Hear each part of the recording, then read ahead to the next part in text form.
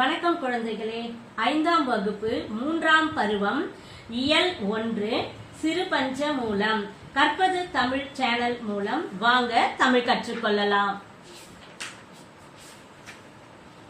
சிறு பஞ்ச மூலம்: கண்வனப்பு கண்ணோட்டம், கால்வனப்பு செல்லாமை, எண்வனப்பு இத்துணையாம் என்றுரைத்தல், பண்வனப்பு கேட்டார் நன்றென்றல், கிளர்வேந்தன் தன்னாடு வாட்டான் நன்றென்றல் வனப்பு. இதை எழுதியவர் காரியாசான். கண்வனப்பு கண்ணோட்டம். வனப்புன்னு சொன்னா அழகு என்று பொருள். கண்ணுக்கு அழகு எதுனா இரக்கம் கொள்ளுதல். கால்வனப்பு செல்லாமை, பிறரிடம் பொருள் வேண்டி செல்லாமை, யார்கிட்டயும் நம்ம போய் எந்த பொருளும் கேட்க கூடாது அப்படின்றதுக்காக தான் கால்வனப்பு செல்லாமை.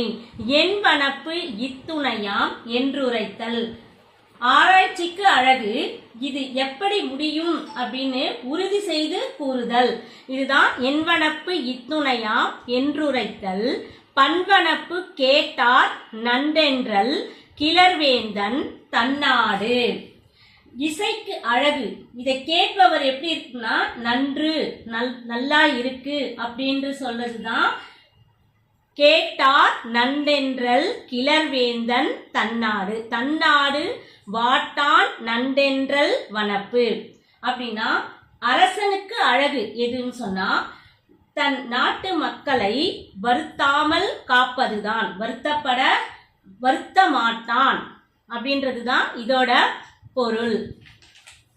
அடுத்த பக்கம் பார்த்தா வனப்பு சொல் பொருள்ல பார்க்கும்போது வனப்புனா அழகு, கண்ணோட்டம் இரக்கம், இத்துணை இவ்வளவு, வேந்தன் அரசன், வாட்டான் வருத்த மாட்டான், பண் இசை. சரியான சொல்லை தெரிவு செய்து எழுதுக. வனப்பு இச்சொல்லின் பொருள் அழகு. நன்றென்றல் இச்சொல்லை பிரித்து எழுத கிடைப்பது நன்று கூட்டல் என்றல். என்று கூட்டல் உரைத்தல் இச்சொற்களை சேர்த்து எழுத கிடைப்பது என்றுரைத்தல். கண்ணுக்கு அழகு எது? இரக்கம். அடுத்து பொருத்துக. கண்ணுக்கு அழகு எது? இரக்கம் காட்டல். காலுக்கு அழகு பிறரிடம் சென்று கேட்காமை. ஆராய்ச்சிக்கு அழகு இவ்வளவுதான் என உறுதி செய்து கூறுதல்.